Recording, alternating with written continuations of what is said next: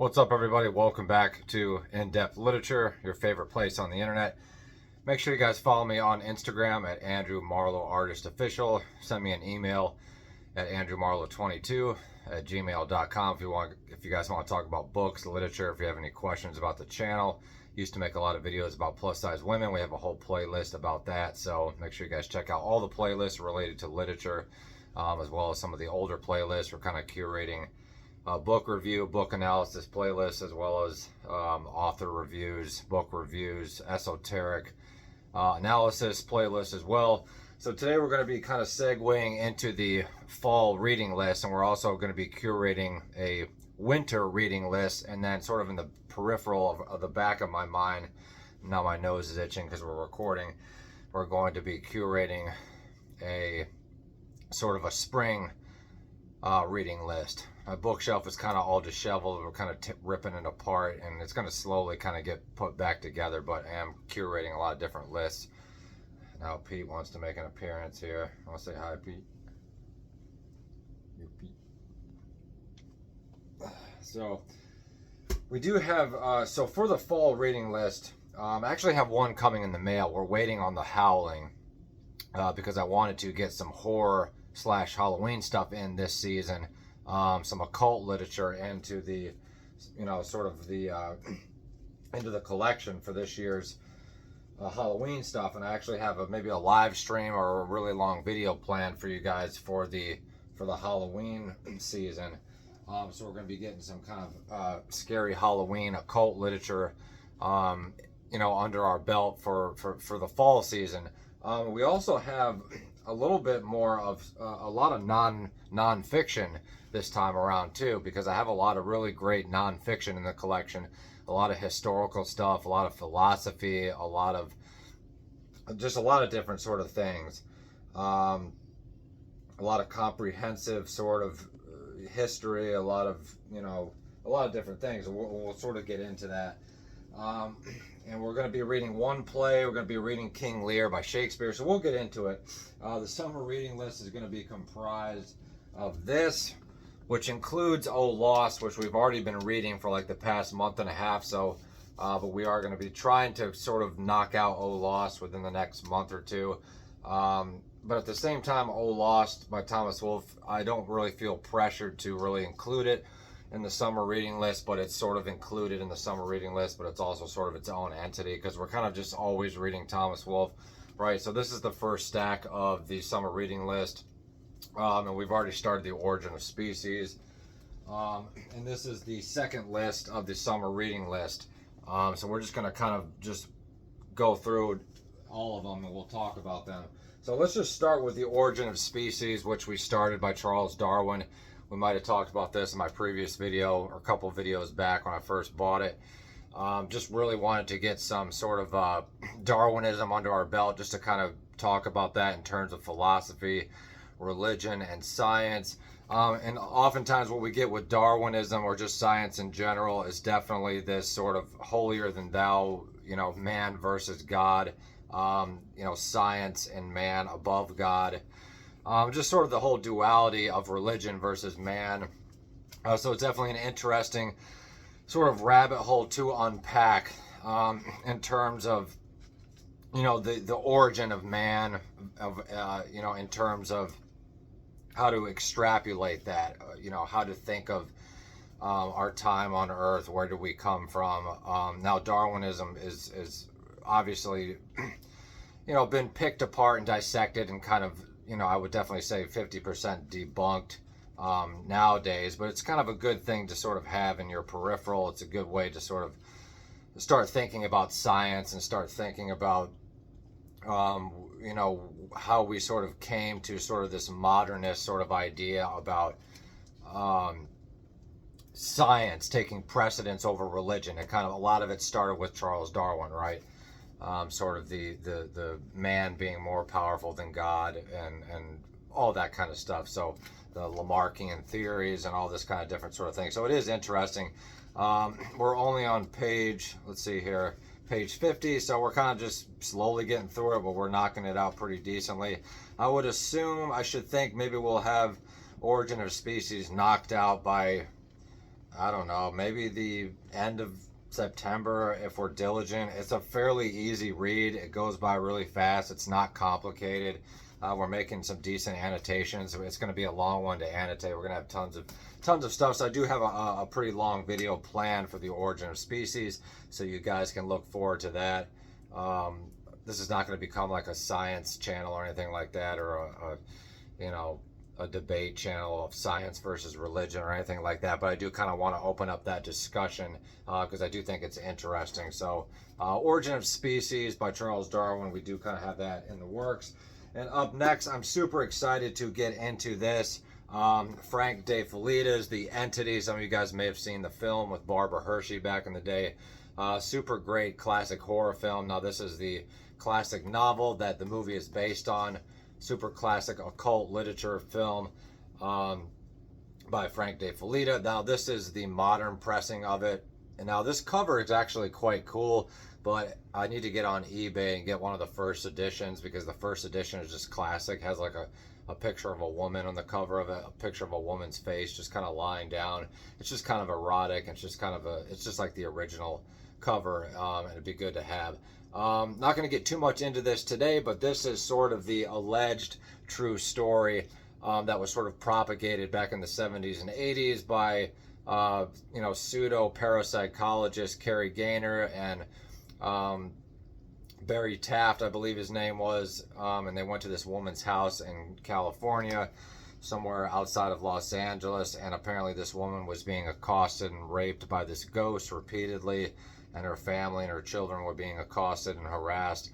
Now the whole thing sort of turned out to be a hoax, but it's definitely a great place to sort of start talking about occult literature and start talking about, even sort of feminism. We could even talk about sort of this novel in terms of postmodern feminism, or we could even talk about it in terms of how it sort of came out of the wave of the heightened era of sort of pornographic magazines and erotic literature that was sort of geared towards men at the time, coming out of the late 70s and 80s. So that's going to be really interesting, how we sort of had the juxtaposition of a woman's story about sexual assault sort of held against the sort of erotic undertones of a woman being raped by a ghost, and also sort of the pseudoscience that we had with the parapsychologists of Kerry Gaynor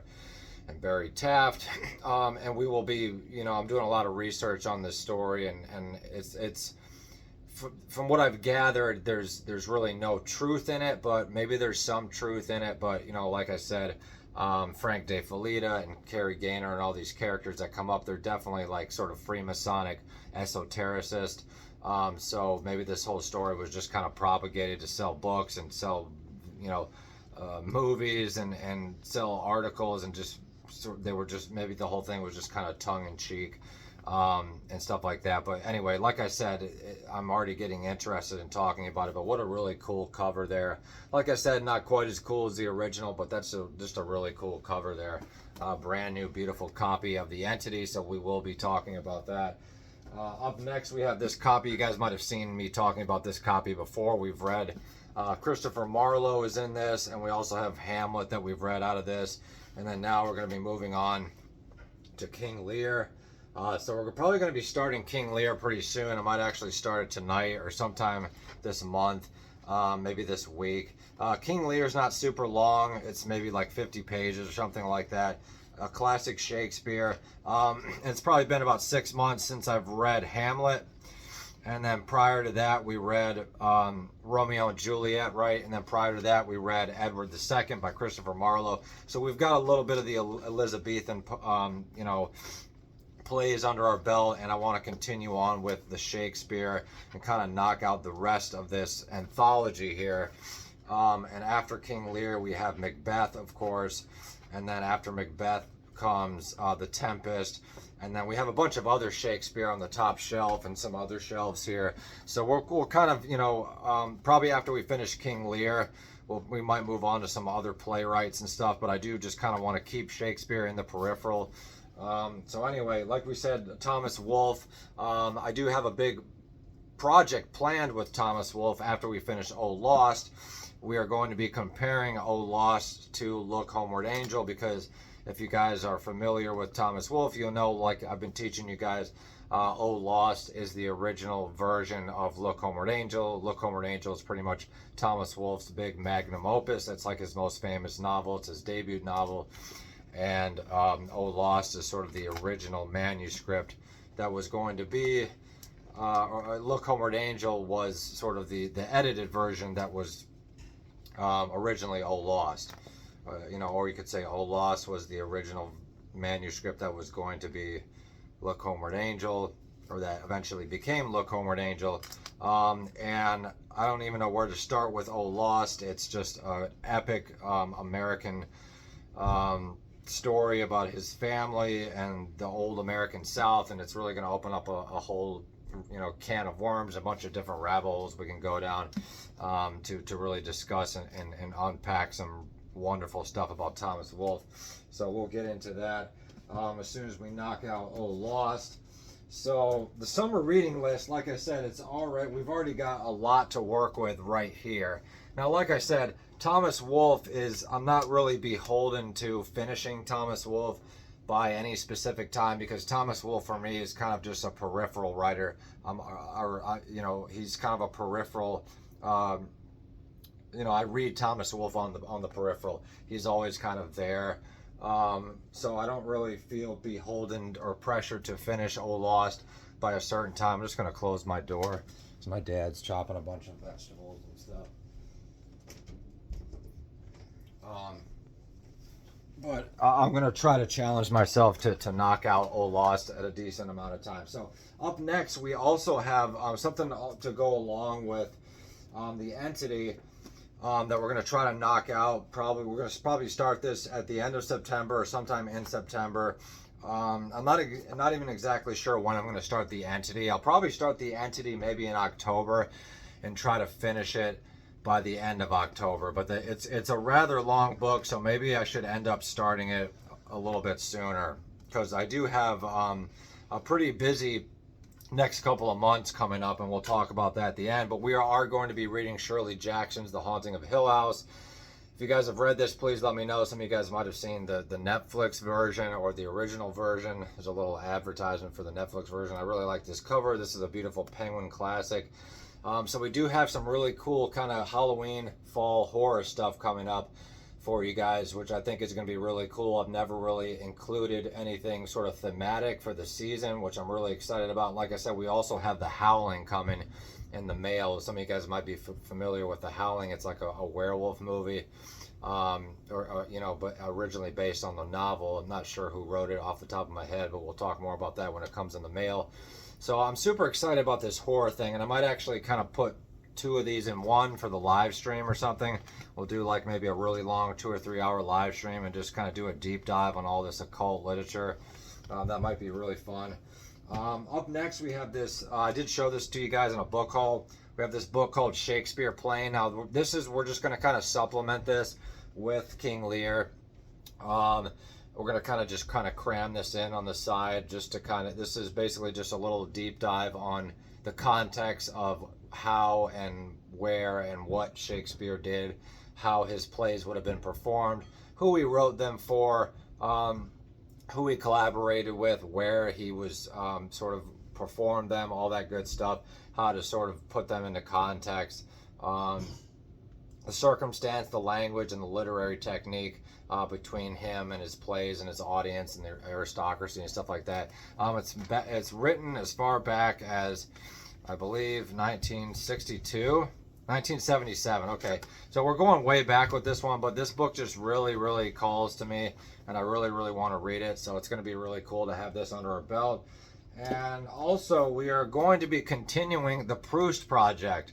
As we said, we finally knocked out Swan's Way for the second time. It's actually up there on the bookshelf.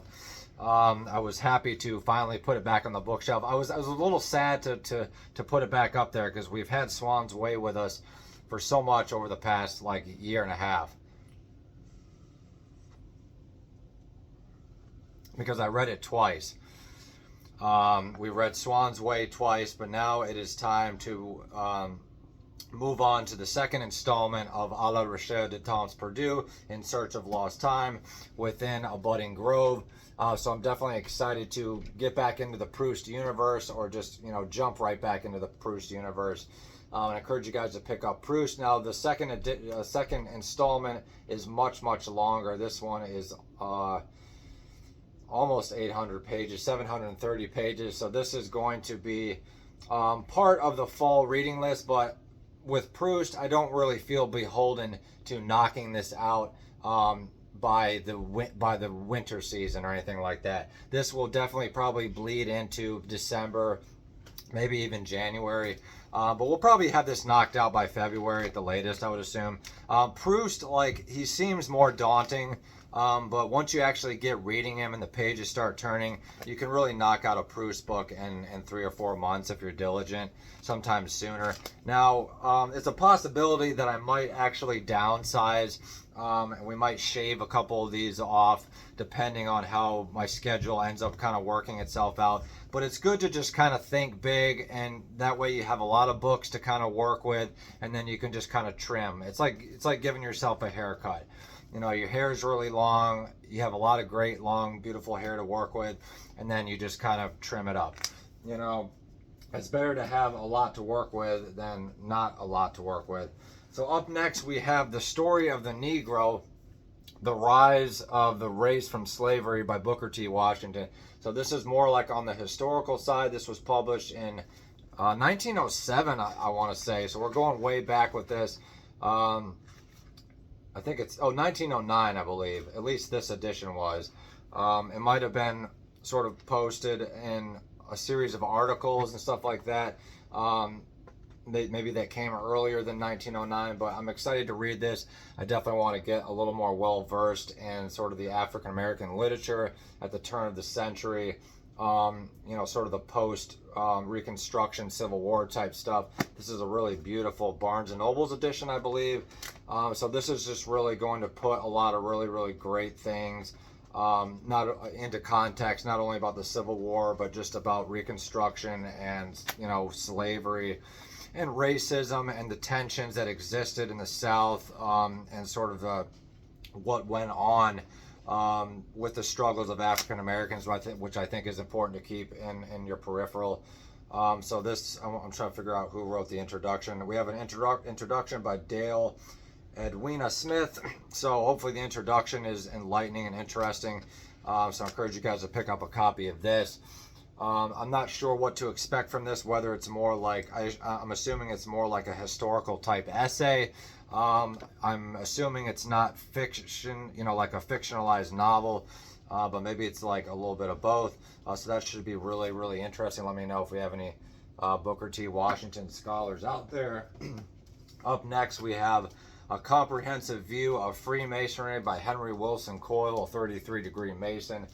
Looks like a esoteric occultist, a weirdo for sure, but this is supposed to be a pretty comprehensive view of Freemasonry in the context of history and its historical sort of characters. He goes all the way back to like the Revolutionary War and stuff like that, and how the Freemasons infiltrated the sort of the church and even sort of the banking sectors and stuff like that. So this should be pretty interesting. You know, you guys hear me talk a lot about the Freemasons and how it comes up in novels like War and Peace, and how we had the Freemasons coming up in novels like East of Eden by John Steinbeck, and how the Freemasons is really just everywhere, and not only occult literature and regular literature, but we see it a lot in society. Hell, even the police department has Freemasonic imagery all over their uniform. So it's good to know a little bit about the Freemasonry and what your local Freemasons are up to. So we are going to kind of do a deep dive on the Freemasons here. So let me know if you guys think this is a good place to start, if this is a little bit outdated, or if you guys think this book is not true. Give me some feedback on it, just so I can kind of know whether this is a good thing to kind of get my information from. It's a really nice new edition, smells really nice. So up next we have 12 Rules for Life, An Antidote to Chaos by Jordan Peterson. So this should be pretty interesting. I kind of want to do a thumbnail here. I'll just kind of hold up a couple books here. maybe we might end up changing the thumbnail, but this is just a rough idea. So yeah, we have Jordan Peterson's 12 Rules for Life, Love or Hate It. This is Jordan Peterson. I'm assuming it's kind of like a quasi Robert Greene type pseudo kind of psychology, life advice type deal.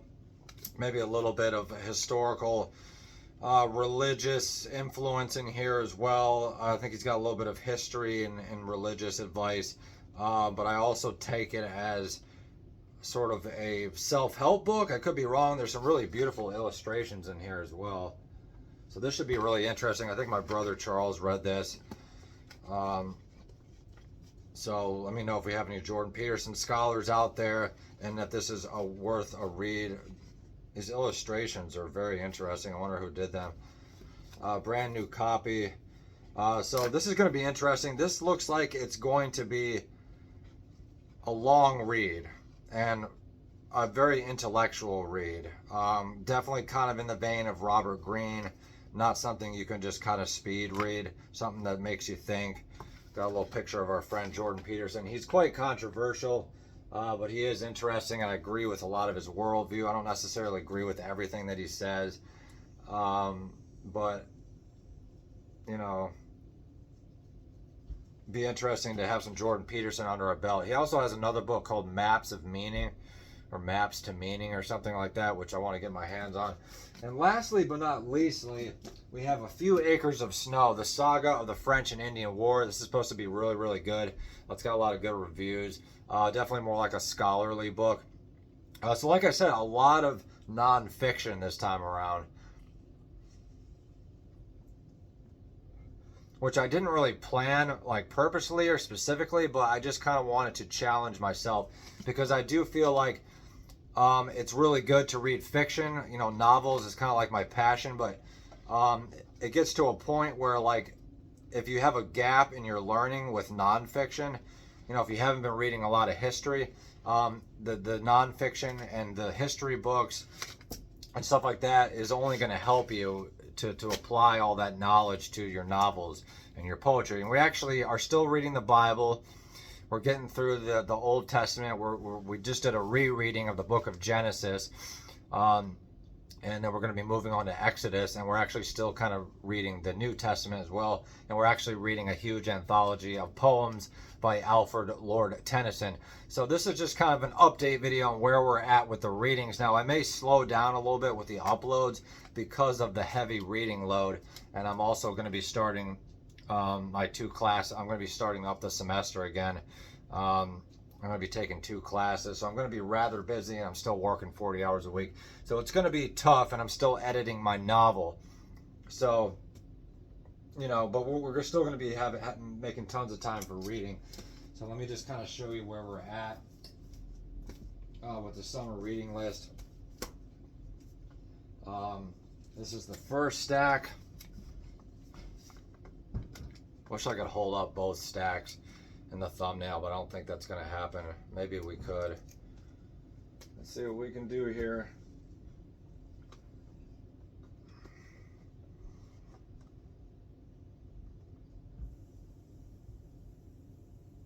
So this is the, did I just say summer reading list? I meant to say fall. I just went to the gym this morning, so I really don't feel like holding up these heavy ass books. But this is what we have planned for the fall reading list. And like I said, some of them might bleed into the winter reading list. And if you are thinking about, hopefully I've inspired you to kind of start curating a fall reading list. You've still got a couple weeks to kind of get it together. We're not even at the end of August yet. So maybe, you know, you don't even have to pick out like 15 books like I have. What do we have here? 1, 2, 3, 4, 5, 6, 7, 8, 9, 10, 11. So we've only got 11 books. That's actually not bad. That's actually fairly reasonable. And one of them's a play, and a few of them are pretty short books, you know. And one of them's not even in the one of them's not even here yet. We're still waiting on The Howling, and I've already started on one of them, and we're not even at the end of August. So it's kind of all about being diligent and kind of challenging yourself. And, you know, what do we have? We have the whole rest of this month, which is like another 2 weeks. and we have the whole month of September, whole month of October, whole month of November, and the whole month of December.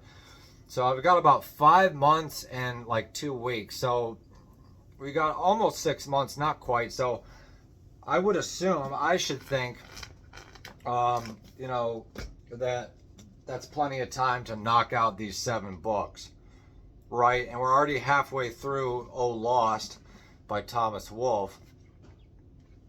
And like I said, with the Proust project within a budding grove, I'm not necessarily beholden to, I'm not necessarily forcing myself to knock this out by December, but I probably could. I could probably, or January, I could probably knock this out by January. But that's sort of the thing. You don't want to like be knocking out books just for the sake of it. Like, we're not doing like a Goodreads challenge here, or like, what are those other apps? You know, we're not doing a reading challenge here. That's not the purpose of this channel, and I don't want you guys to get the wrong impression. Yes, we are challenging ourselves to read diligently, and I'm challenging you guys to pick up some really lofty, in-depth, worthwhile literature. Now, it doesn't have to always be heavy literature. You know, you could just be reading Stephen King, or maybe you're reading something else. You know, maybe you're reading The Lion, the Witch, and the Wardrobe. Maybe you're reading J.R.R. Tolkien. Maybe you're reading Robert Greene. Maybe you're reading whatever. But try to make it something that you can annotate and extrapolate and learn something from. You know, try to read stuff that is worthwhile, and something that you're going to go back to again, and something that's going to stick with you, and something that's going to disturb you, or something that you can make a video about and talk to people about, something that's going to interest you. You know, I can't wait to start these books. That's how excited I am to start these books. You know, if you have a stack of books that you're not excited about, you know, what's the point? And it takes a long time to really curate what it is you like to read. You know, I'm still kind of, you know, like occult horror. You know, this is kind of a new genre for me. Yes, I've got some Stephen King, I've got some true crime, and yeah, that kind of reminds me, I kind of wanted to throw some like Jack the Ripper stuff in here for the fall season, but I can't read everything, right? So I think we'll just kind of stick to sort of the occult horror stuff for this season, and maybe eventually throughout the winter, maybe we'll throw some more true crime in there. Because we did read some really good true crime stuff. We read the Israel Keys book a couple months ago and stuff like that. So we've got some really, really great stuff planned, and I'm really excited for the video content that we're going to be able to sort of, that's going to revolve around all this stuff that we're writing, you know, or that we're reading. You know, we've got Shakespeare, we've got Booker T. Washington, we've got Shirley Jackson, The Haunting of Hill House, we've got Charles Darwin, we've got Jordan Peterson, we've got Thomas Wolfe, we've got Frank de Fileta, and we've got the Freemason book, and we've got the book about the French and Indian War, and of course we've got the Proust project. So that's kind of where we're standing. I hope you guys are excited. Like I said, the videos might not be super frequent. I still might update you guys on book hauls and sort of the reading process and stuff like that, and maybe the occasional writing video. But I'm going to be doing a lot of reading and a lot of editing and a lot of writing, and I'm going to be doing some drawing because I'm taking a drawing class, and I have to take biology, which is going to suck huge, ugly, hairy monkey balls. I'm not looking forward to it, but maybe this Charles Darwin book is like a nice little segue into having to take biology. But this is probably like the extent to my interest in biology is probably reading Charles Darwin. This is probably as far as I would go into biology on my own. So anyway, I'm rambling here. I don't want to, you know, get into a huge life update. But yeah, I probably will update the occasional life update with you guys. This migraine medication that I take kind of makes me ramble, and it affects my short-term memory. So if there's any issues with that, I do apologize. So like I said, we're continuing with the Proust project. We got some horror, we got some nonfiction, and we've got some fiction, and we've got some plays by Shakespeare. And then we're curating a winter book, and I can't wait to tell you what we're going to be reading in the winter, but I don't want to skip ahead too much. So thank you so much for watching. We'll talk to you guys very soon.